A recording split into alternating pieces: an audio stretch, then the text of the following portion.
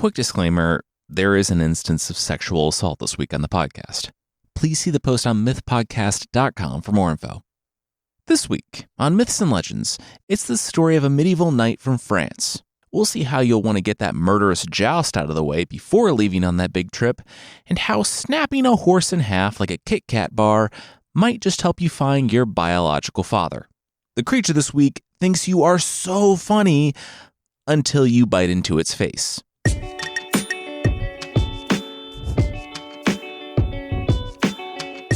This is Myths and Legends, episode 395, Darkest Night.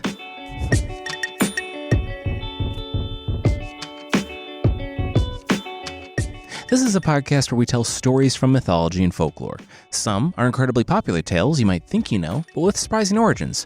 Others are stories that might be new to you, but are definitely worth a listen. Today's story is a translation of a Breton lay from the High Middle Ages, from Brittany, an area of modern-day France. It's a story of the supernatural, of knights and chivalry and growth and overprotective murder dads. Unadditional content warning this week. If you speak French, you should be warned that I tried my hand at the supposed French pronunciation of today's protagonist's name. Not sure that it went well, but it was fun to try and hopefully better than if I just called him Degarré.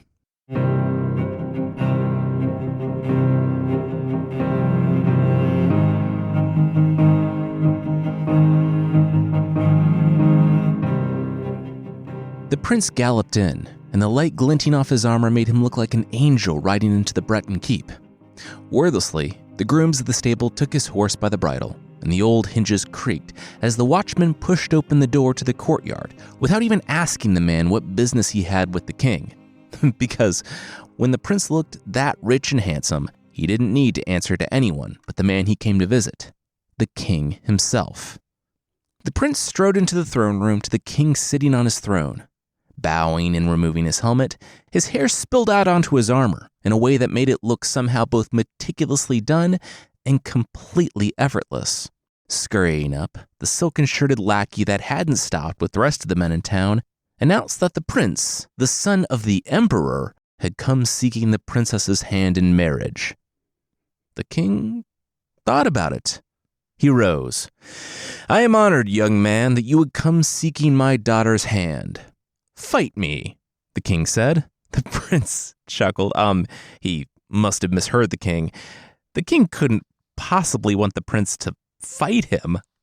"No, you didn't mishear. If you heard, 'fight me,' that's pretty much the gist," the king waved. His servant rushed in with the shirt they fetched as soon as the fantastically handsome, archetypal prince rode through the front gate. The king had sent it to the 15th century French equivalent of the dry cleaners to get the blood out.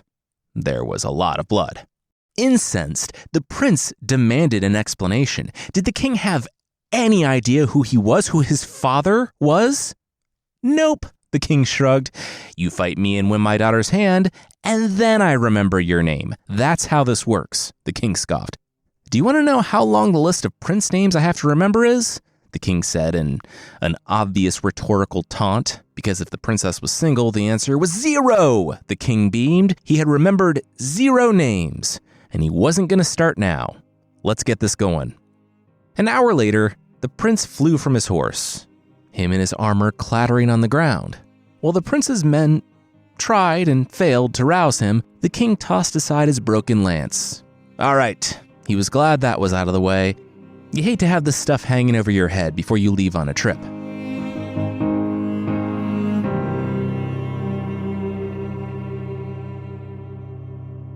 "Why are we leaving so late this year?"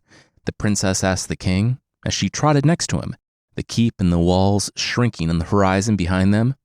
"Oh, just no reason. Boring state business," the king said.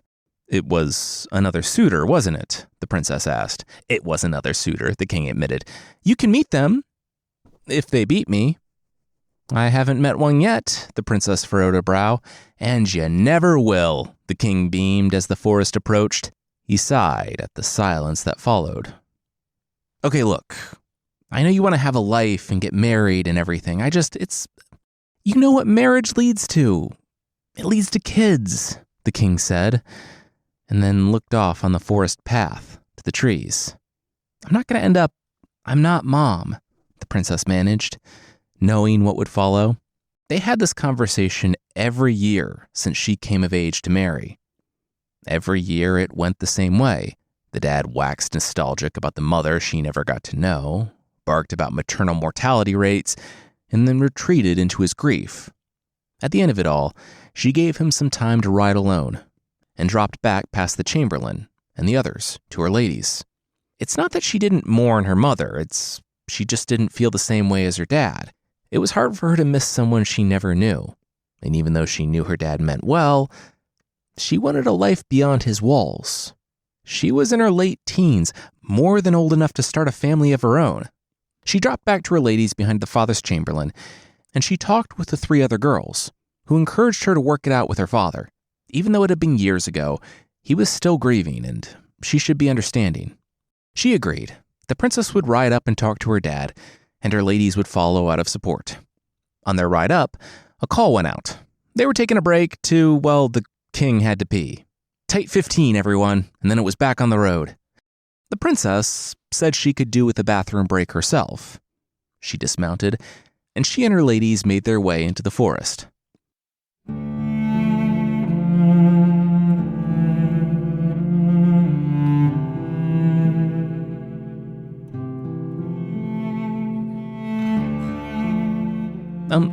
Where did everyone go? The princess emerged to what she thought was the road. It was only when it wasn't full of the king and his courtiers, knights, and servants that they realized it wasn't much of a road at all. Really just a wide space between trees, which is necessary but not sufficient for a road. They had been left behind. The princess quickly deduced what happened. The chamberlain thought she was with her father, and her father with her ladies. Their horses had followed the group when they saw the others leaving. The group wouldn't know the princess wasn't with them until they reached the abbey. That would be hours, and then it would be hours back to them, and... "Yeah, I'm taking a nap," one of the princess's ladies said.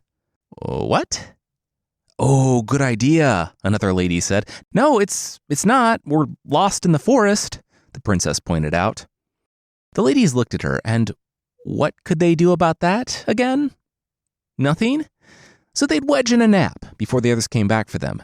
No reason to stress about something they couldn't control, so they'd do the exact opposite of stress. They'd nap.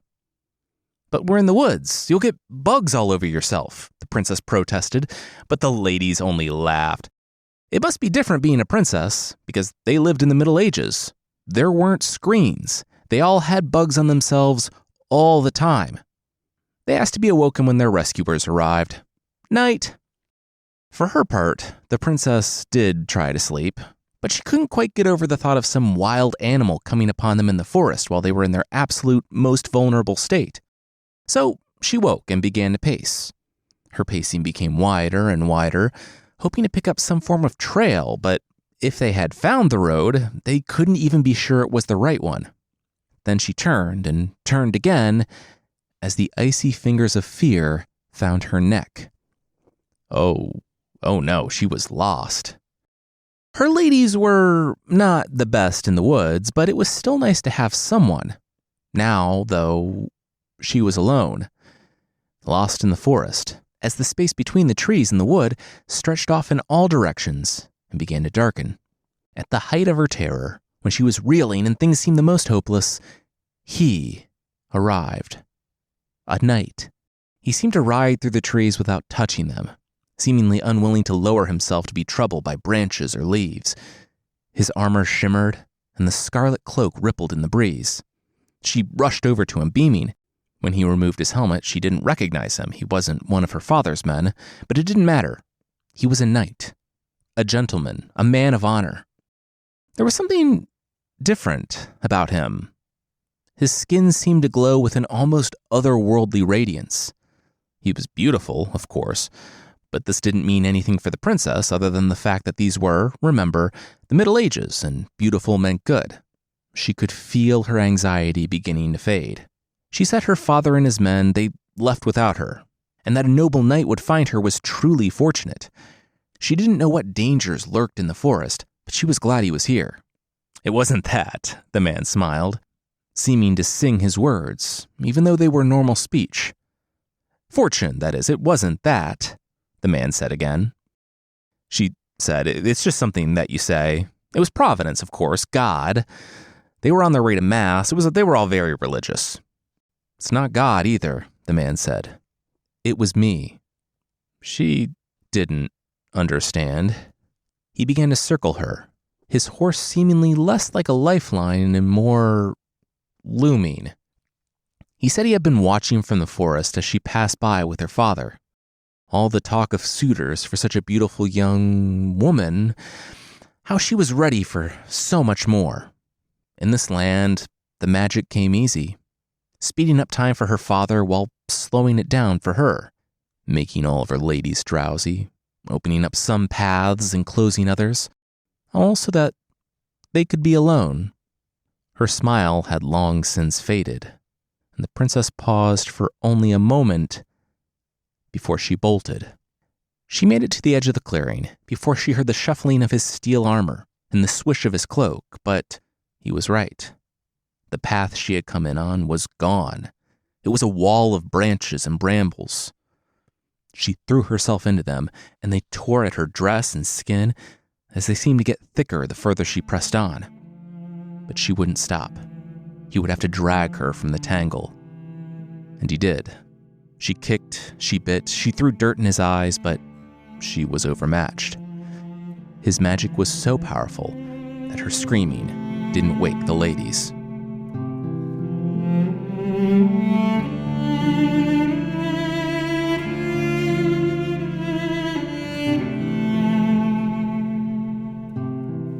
The man rose without a word. The princess sat up and pulled the twigs from her hair. He ruffled through the packs on the other side of his horse and lifted a sword in its scabbard. Ah, here we are. He drew it, and it was missing the top 2 inches. I broke it while fighting a giant. No other sword in the world like it, the fairy knight said, the blade slicing the air. The princess truly, deeply, did not care. She just wanted to leave. Take it, he said, sheathing it and tossing it to her feet. Her eyes steamed with vitriol. Take it. The voice was no longer an offer, but a command. When he took a step toward her, her hands scooped up the sword. Give it to my son, the knight commanded. If he comes to meet me, I'll recognize him by it. With that, the knight bowed his head a little, smiled, and said he must go. Farewell. He left as he arrived, seeming to float between the trees.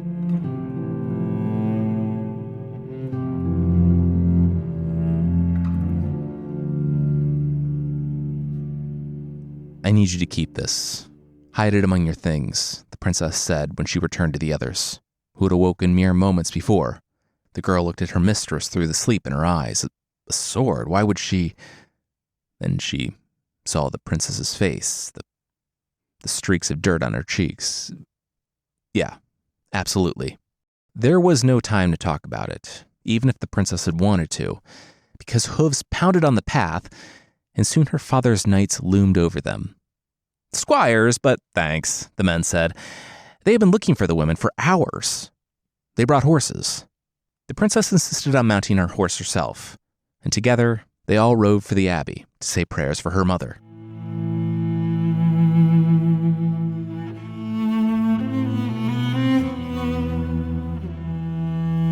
We'll see what happens when the princess returns home, but that will be right after this. Spark something uncommon this holiday with just the right gift from Uncommon Goods. Holiday season is approaching, and right now, before schedules get busy, right now is the perfect time to start finding gifts for everyone on your list. But not just any gift, right? Because the people in your life aren't just anyone, they're friends or family. And since it is the thought that counts, let's put some thought into this. By thinking Uncommon Goods has just the thing. We've found lots of gifts at Uncommon Goods that make people say, wow, how did you know? Like this handmade garlic grater and dipping dish I found, made by an artist named Christine. It's shaped like a flower, and the center has this texture that grates garlic cloves right on the dish. That sounds awesome. Yes, I thought you'd think so. Okay, I will say no more. It is the perfect gift for this person I'm thinking of. And I only found it because I was cruising Uncommon Goods, where they support artists and small, independent businesses. Basically, Uncommon Goods finds products that are high quality, unique, and often handmade. Their curation makes gift giving truly special. So, to get 15% off your next gift, go to uncommongoods.com/legends. That's uncommongoods.com/legends for 15% off. Don't miss out on this limited time offer. Uncommon Goods. We're all out of the ordinary. This show is sponsored by BetterHelp. Gratitude, that's a good practice every day of the year. But this month especially, being thankful is what it's all about. I, for one, am grateful to my old piano teacher, Mrs. Sedgwick. She was such a neat person, and I learned perseverance and time management from those years, in addition to music. Yeah, music is so much more than just music, isn't it? It's true. While we're recognizing people this time of year, be sure to include yourself on that list, because you matter. So, here's your friendly reminder to thank the people in your life, including yourself. From coping skills to how to effectively create and manage boundaries, therapy can teach us all sorts of things. And if today's the day you start thinking maybe you'd like to see what therapy can do for you, then BetterHelp is a good place to look. BetterHelp is entirely online therapy, designed to be flexible, convenient, and suited to your schedule. Step 1 is filling out a brief questionnaire to get matched with a licensed therapist. From there, let the gratitude flow with BetterHelp. Visit betterhelp.com/myths today to get 10% off your first month. That's BetterHelp, HELP.com/myths.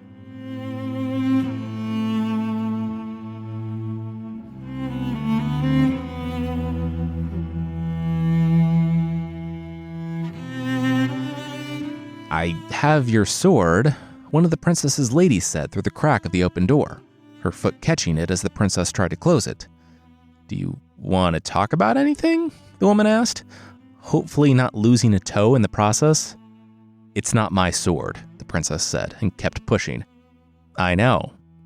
It's the father's, the lady said.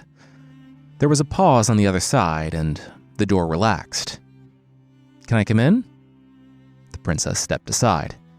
After she finished explaining what happened, her lady looked at the growing bump. Yeah, that's a development. Okay, well, now she wasn't alone. The princess had her. No one can know. The only man I see is my father. People will think this is his, the princess cried.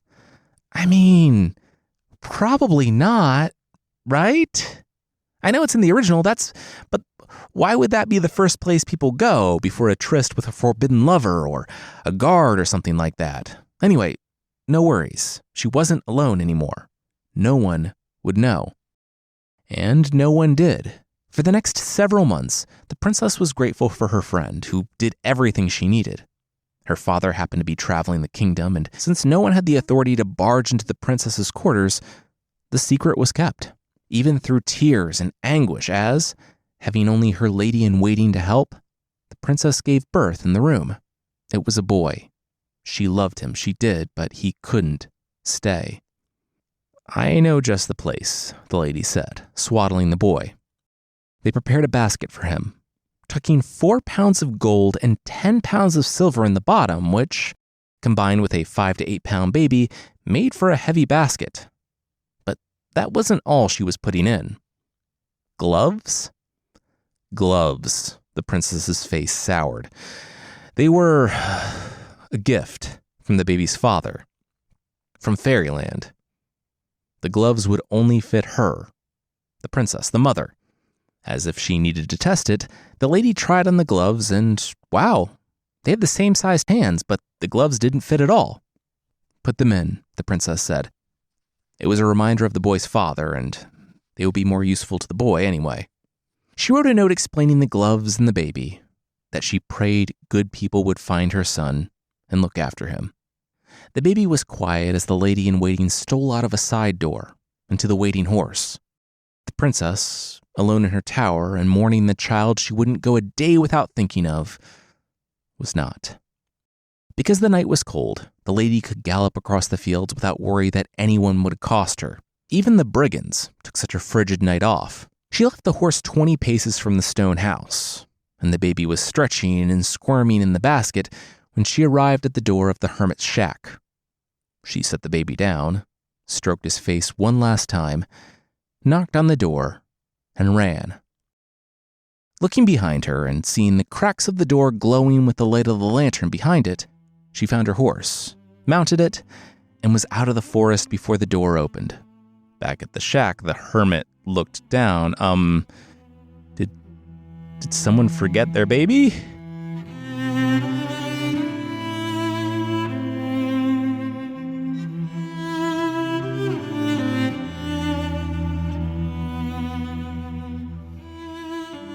Three days of being a new parent, and the hermit was quickly out of his depth. I'm pretty sure every new parent has been there. I mean, every other new parent that wasn't a 40-something guy living alone in the forest who, when it came to being a parent, was very much not expecting in any sense of the word. He had two choices: abandon his hermitage and seek help, or continue to raise the baby here, alone. Not even needing to think twice, he slung the baby over his chest, grabbed his meager possessions of the forest, and went to his chapel. Now, as much as I wanted the sitcom of a bunch of medieval French priests raising a baby together, with all the hilarious hijinks that ensue, fatherhood was the best name I could come up with, they knew their limits. Thankfully, the hermit's sister was a merchant, and she and her husband had been trying to no avail. They took the baby in, and Degarré, the sister said, taking the baby from the hermit? Really? You named him, essentially, unknown? Which, yeah, that's what Degarré meant. The priests were very much fish out of water. That show would have been hilarious. Would have gone for 6 seasons in a movie. The deal was that they would raise little Degarré, which was like naming a kid John Doe, except even less creative. But anyway, they would raise Degarré for 10 years, and then send him back to the abbey, when he could talk and wasn't so sticky and squirmy. And so, little Degarré grew up in the care of the merchant couple, believing them to be his parents, and the less and less accurately named hermit to be his uncle. When he was 10, he went to be educated by the hermit in, quote, clerical lore, living at the abbey with the priests. Then, on his 20th birthday, his uncle sat him down. He had something to tell the boy. An hour later, both Degarré and the hermit dried their eyes. The hermit said there wasn't a day that went by that he wasn't grateful for whoever left Degarré at his doorstep in the woods. His life was fuller and richer for his role in raising the boy, but if it were him, he felt like he would want to know.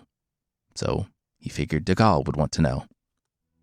Degarré always knew that he was different from his family, in that he looked nothing like his family and was a whole head taller than his adoptive father by the time he was 15. He told his uncle, and he would tell his parents, that it in no way minimized their role. They would always be his parents, but he wanted to know. He tucked the gloves into his pack alongside half the gold and silver. His parents didn't need it, but the abbey could use it. Above his uncle's protests that he required the gold for horses and provisions and such, Degarré wouldn't hear it. The story tells us that they both wept, as Degarré made his way into the forest to find his birth parents.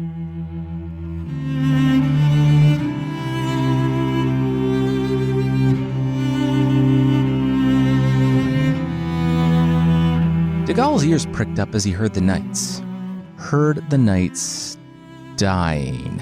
He had already seen their horses bolt on the path and pass him, and if he had known the owners were literally being torn to pieces, he might have tried to catch one. But he didn't know the knights' fates until he peeked in the clearing and saw the last, limping away with one of his legs torn to pieces, the poison already visibly setting in. The man fell to the ground under the dragon's pounce, and his last cries were silenced by the monster's teeth. Degarré backed away slowly. Well, no need to get involved in any of this. Then he heard the whimper, the soft weeping of the man barely hiding under the pile of his dead servants. From the cut of the cloth alone, Degarré could tell the man was an earl. And he wasn't the only one who heard the whimpering. The dragon froze, listened, and turned, its eyes zeroing in on the pile of the half-eaten knights and the relatively plump, unarmored treat within. Salivating, the dragon sniffed and trotted toward the earl, whose eyes widened in terror as the dragon charged, opened up, and dropped. Degarré had moved so quickly that neither the dragon nor the earl knew what had happened until it was over. And Degarré's club was dripping blood. "Who are you?" the earl trembled. "Degarré," the young man replied. You unknown? You don't know?" The Earl squinted. No. Degarré. Yeah, that's what I said, the Earl noted before the dragon at his side began to stir. Oh, it's not dead. It's not dead. After a few more blood splats and a lot more club strikes, the dragon was truly, finally dead. And the Earl was in Degarré's debt. Degarré could have anything he wanted. Ladies, Degarré asked. The Earl kinda grimaced, awkward, but anything means anything. He noticed it was plural, which was even more problematic, but the young man was going to need to be more specific.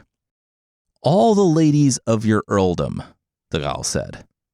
The Earl said now that was actually going to be an issue. They were probably going to get some pushback on that. Ladies, to wear my glove. Degarré held up a glove. The Earl didn't know what that was a euphemism for, and frankly didn't need to, not judging.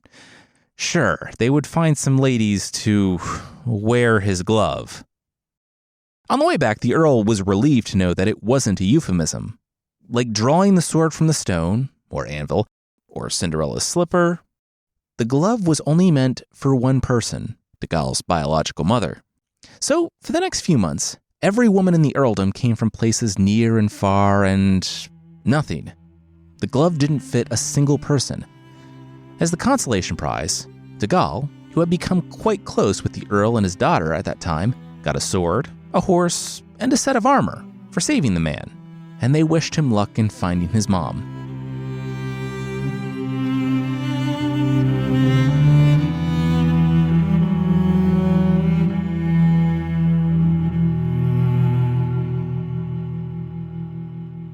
What's all this? Yagull asked the peasant, who looked up and down and then averted his eyes out of deference. Oh, the line's over there, sir. Yagull thanked the man and went to the line. It was probably the shortest possible line. 2 people.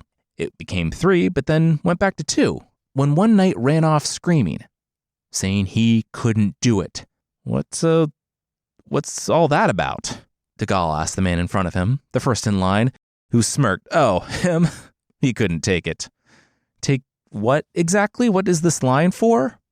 Yagull learned that it was for the princess, more specifically for her hand. Whoever beat the king got to marry the princess. It had been going on for 20 plus years now. Whole generations of knights were dead by this guy's hand. Until today, that is, because the knight at the front of the line would defeat him. His older brother had been lost to this king 25 years prior, and he had been raised and trained with a singular purpose: kill the king that had devastated their line.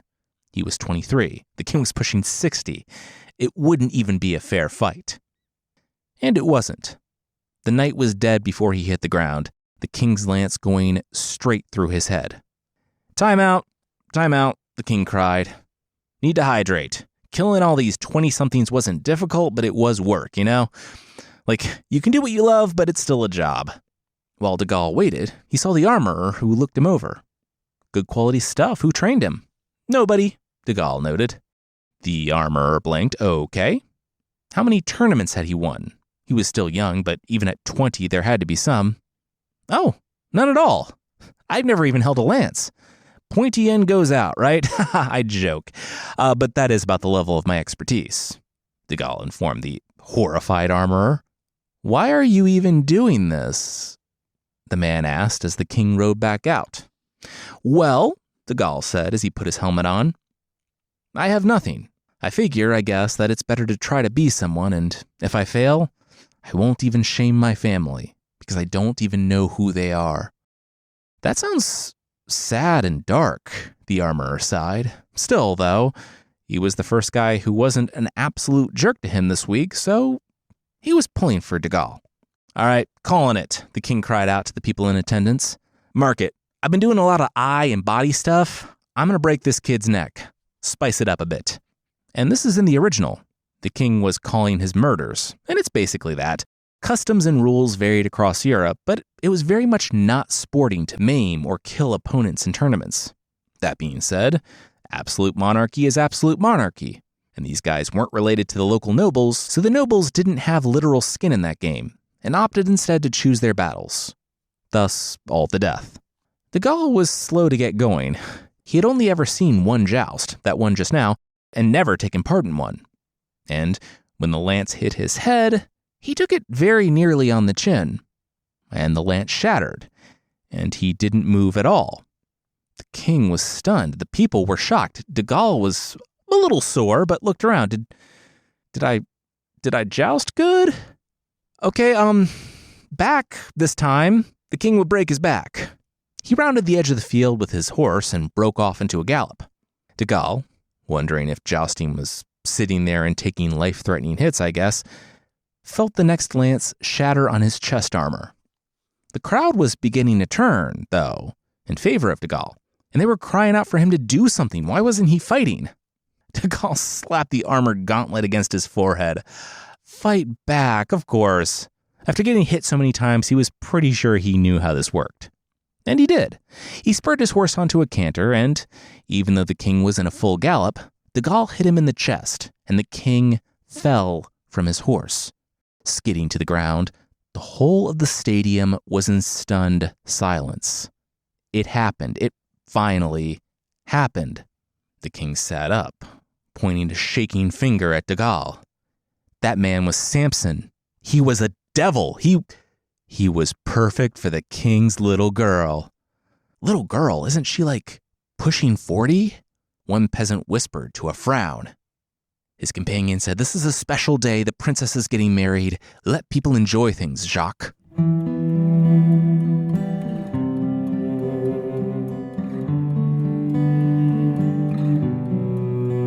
You might know who Degarré is marrying, but he sure doesn't. That will, once again, be right after this.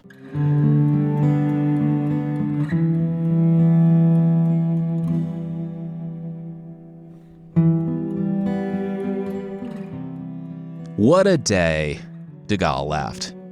He unhorses the princess's dad in the morning, gets married in the afternoon, and now, wedding night. Not where he expected to be this morning when he woke up in a ditch. Not by a long shot. "Are you gonna unpack?" the princess said, sitting awkwardly on the bed. Degarré rolled his eyes. "Okay, Mom." She pursed her lips and started unpacking his bag for him, while he started undoing his shirt. He said he knew they just met like 10 minutes before the wedding, so he understood there would be some getting to know each other. He sat down on the bed and started stroking her back. They didn't need to jump right in. In fact, he wasn't exactly sure 100% on what it was. He was raised in a monastery, so this would be a day full of all sorts of firsts. He noticed that she was shaking, and he gasped, standing up. "Whoa, sorry, no, they could take it so slow. He could sleep on the floor, even, and..." "Oh." Weird reaction to gloves. Yeah, those were gloves that would only fit his birth mom, who left him at the door of a hermitage, the princess said, as she slipped on the gloves. Degarré said, "Yeah, how did she know? Wait, how did those fit?" She turned and tears ran down her face. "Oh my gosh. Mom?" Degarré met her tears and then recoiled. "Oh my gosh, we almost...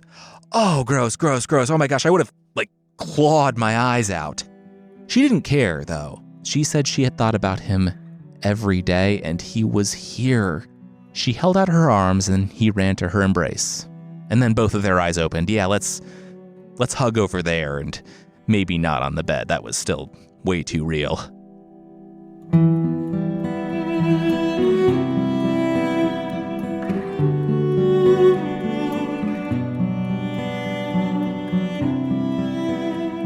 "You had a child?" The king stood, his chest heaving. The princess looked at the floor. She could explain. It happened when she was separated from the group on their way. "This is amazing." The king hustled down the stone steps and drew them both into his arms. She said, "Amazing? He's not mad?" "Why would I be mad? You had a child and you didn't die. That's all I ever wanted was you, not dead. Who's the papa?" She explained what happened on that horrible day in the forest. "Oh, okay, well, I'm going to murder him," the king said. You're going to kill my father?" Degarré asked. The room turned to the 20-year-old. The king said he was just angry. No, sorry, he wouldn't murder him, because murder implied that it was a crime when really it was just a very delayed execution. The kid could go find his pop-pop. The princess stepped forward.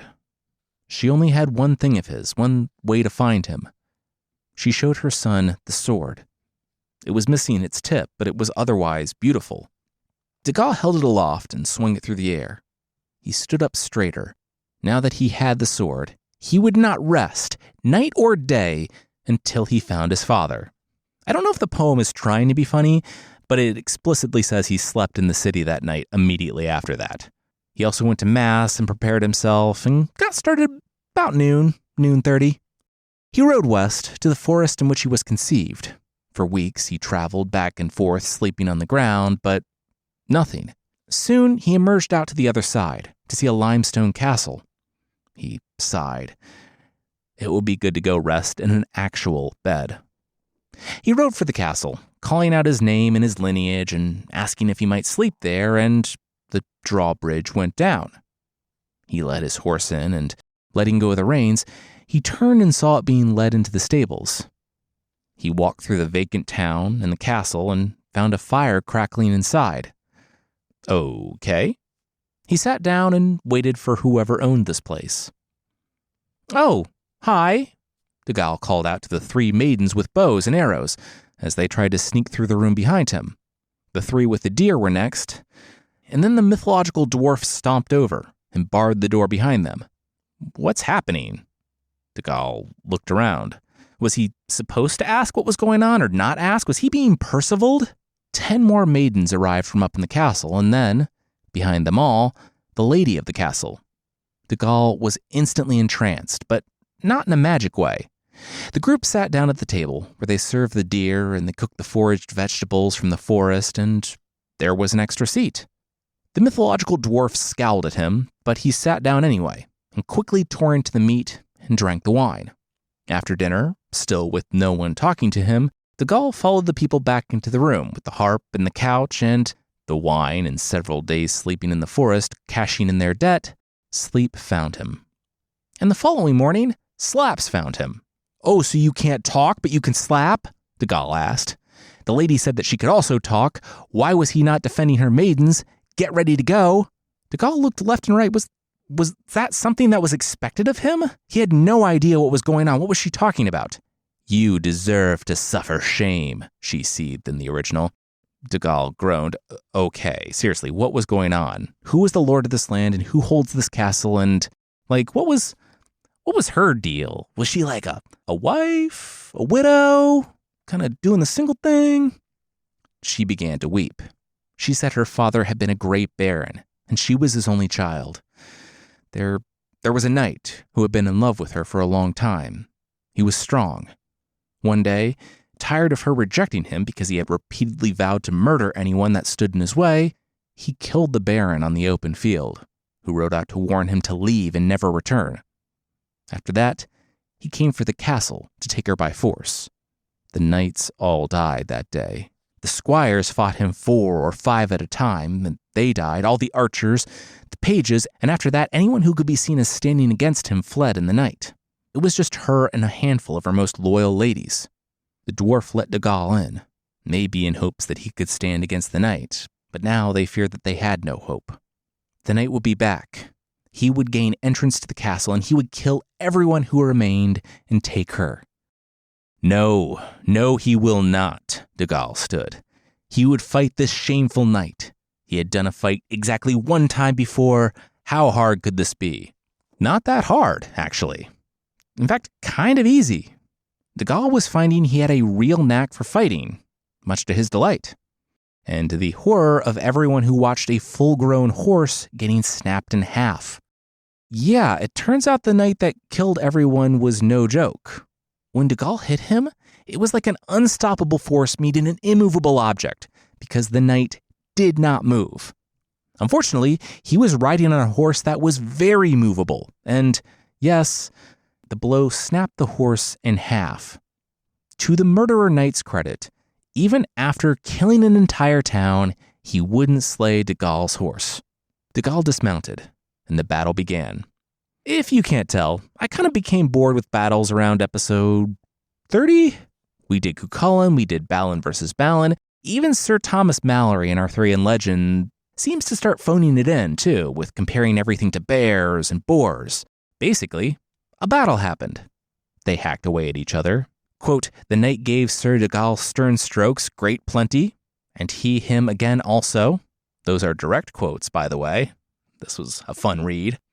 The fight was closer than when Degarré fought his grandfather. And as I'm saying that, it really feels like that should have been the case. Even though he was bleeding, Degarré managed to put his blunt sword through the challenger's helmet. The keep was safe.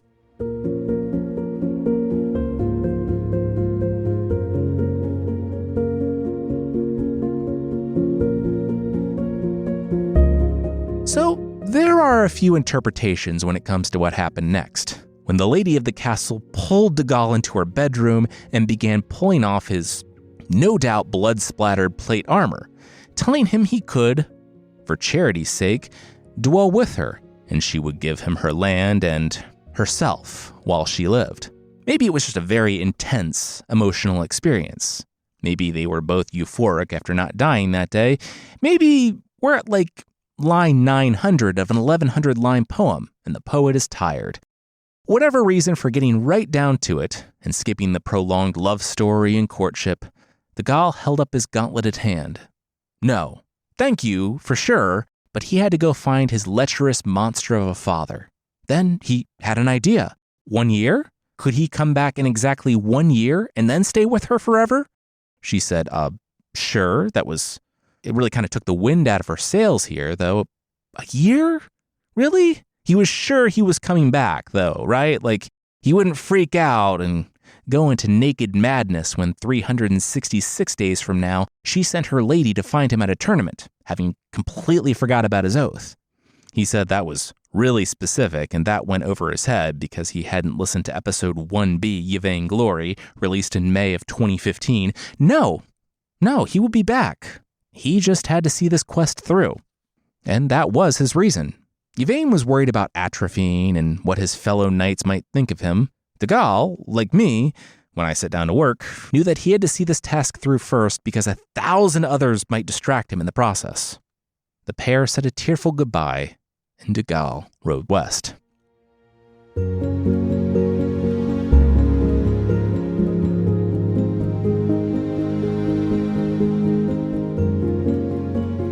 Vagabond, what dost thou here in my forest to chase my deer? The stranger with the azure shield, with 3 boar heads on it, cried to Degarré. His armor was painted gold, which is as tacky as it is difficult to maintain. Degarré trotted out. Oh, no, sorry, he wasn't looking for deer. He was an adventurous knight, and he came seeking war and fight, he said, matching the challenger's rhyme scheme, even though battle or challenge or even dad might have been more appropriate. Well, then you found your fight, the stranger said, telling Degarré to arm himself. Then the stranger blinked. Yeah, so Degarré's armor was definitely a capital C choice. Before leaving the keep, he accepted armor from his betrothed.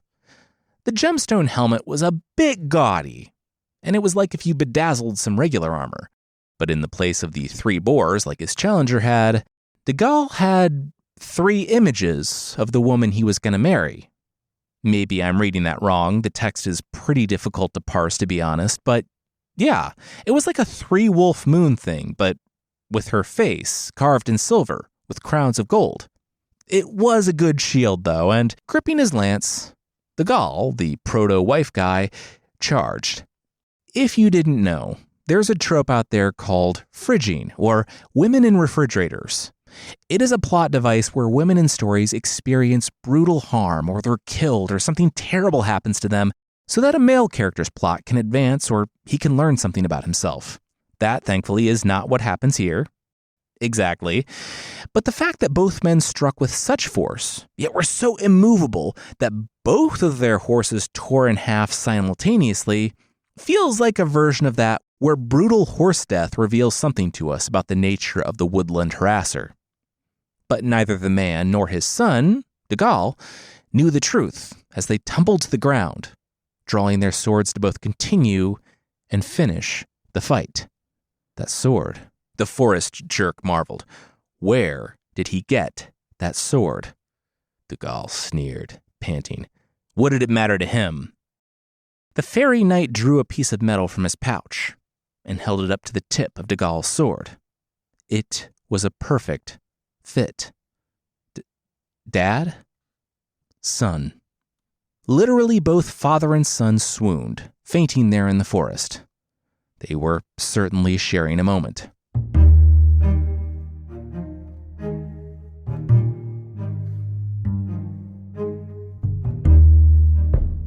The princess swooned when she saw the knight, and the king appeared to have cooled a bit when he met the fairy knight. But he did have one little insistence. The fairy knight would be marrying his daughter. He had done something terrible, but he would make it right, at least for Degarré. So, much to the princess's horror, she was married off to the fairy knight, but a few hours after the wedding, Degarré gasped. What day was it?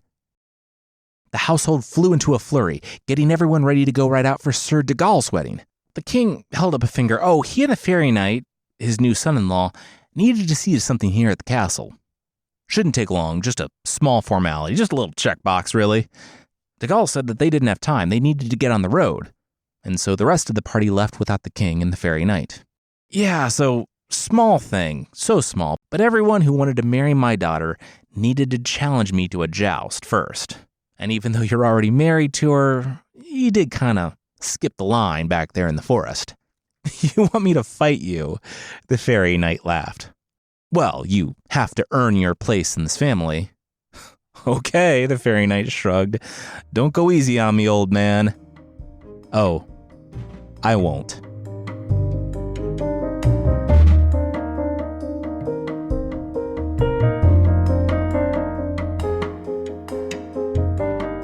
Yagull sat with his wife when the king, his grandfather, arrived. Where was his dad? That's the thing. We were riding through the forest and he just left forever, the king shrugged. Yagull was nearly in tears, but the king told him not to waste any on that man. If he couldn't stick around for his son, he wasn't worthy of him. It was like the fairy knight could barely even control it. Like something was dead inside of him that made him leave. Like his heart was dead when okay, Dad, the princess cut him off. She, at least, understood the connotation that was quickly morphing into denotation. But yes, Yagull was married and ruled over the keep with the lady, and the princess became queen after her father. And so Degarré found his place in the world, but still had one enemy to face: himself. How much of the monster that was his father lurked in him? And how much of his own power was truly monstrous? And how could he reconcile the fact that the man he idolized and sought the world over, his father, was actually the villain of the story? Just kidding, he didn't think about any of those things. He had a kingdom and ruled in peace without any introspection. The end.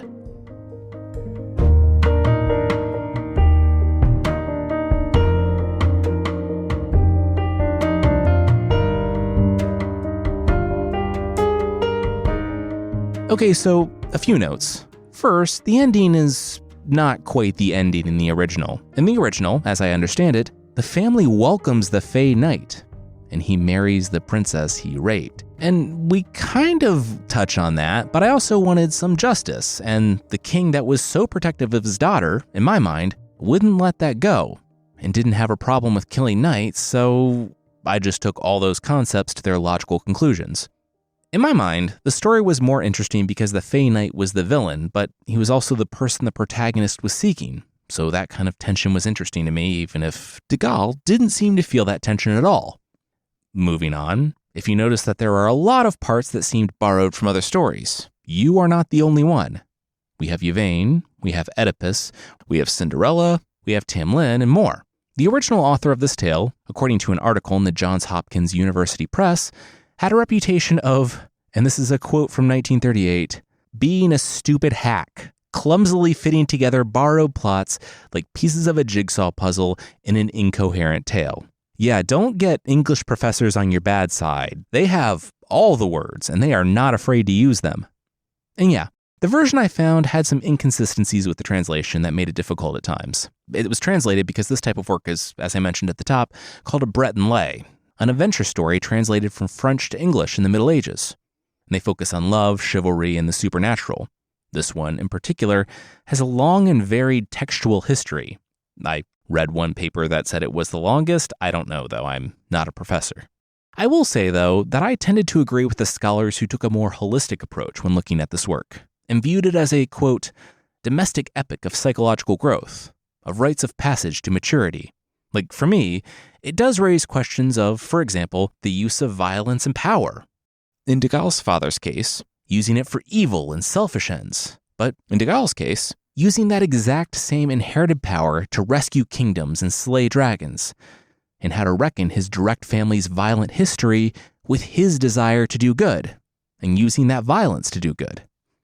One issue raised with this text is that the story might raise questions and then doesn't do anything else with them, and where some reviewers see a break with the past and a step toward the modern with a more character-focused, pseudo-psychological drama, it's not that big of a step, and the characters don't change all that much.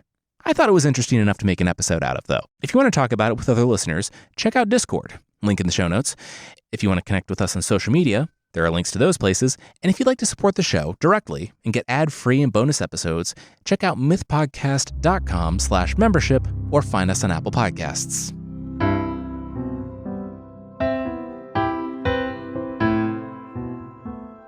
The creature this week is the Ninmenju, the human face tree from Japan.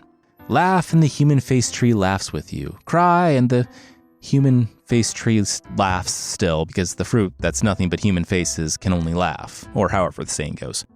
Yeah, so the human face tree is kind of a clumsy and obvious name for a tree with flowers that look like human faces. It's like a podcast that tells myths and legends being called Myths and Legends. You pretty much know what you're going to get. The human face tree has flowers that laugh and smile with you, and that sounds delightful. Just don't get too delighted, because if the flowers laugh too hard, their heads will wilt and fall off the tree. They can also die naturally because, according to one version, they smile away until their petals fall. In the fall, they bear a fruit when, if you bite into it, tastes sweet and sour. We glossed over it, but a couple weeks back in the story of Balukia, I mentioned that he found a tree with fruit that was human heads. And that actually appears to be the origin of this creature, coming from the Middle East, making its way through China, and then to Japan, with the Japanese name being thought of as a pronunciation of the Chinese name for the Islamic name, which came from an ancient Persian name. The story is thought to have traveled via trade. In other cultures, the faces can be that of beautiful women. It's even stretched all the way to the modern day because, if you were a kid in the 90s like me, or if you were any of Pokemon's millions of fans throughout the past, 20, 30 years, this is the creature that apparently inspired Executor. But before you start to think that you always have a great, sitcom-like audience with the Ninmenju, there are some caveats. 1, probably don't pick them. Not that that would be appealing or appetizing, but it would be pretty distressing to have a head slowly die in your pantry or refrigerator or, God forbid, your countertop. Next, they haven't always been all laughs. They apparently told Alexander the Great how he would die back in the day, so yeah, only approach the Ninmenju if you want an extremely uncritical audience for your stand-up tight 5 and are also willing to risk knowing the day of your death.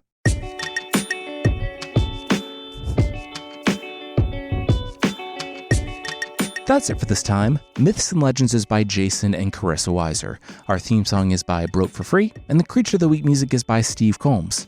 There are links to even more of the music we used in the show notes. Thank you so much for listening, and we'll see you next time.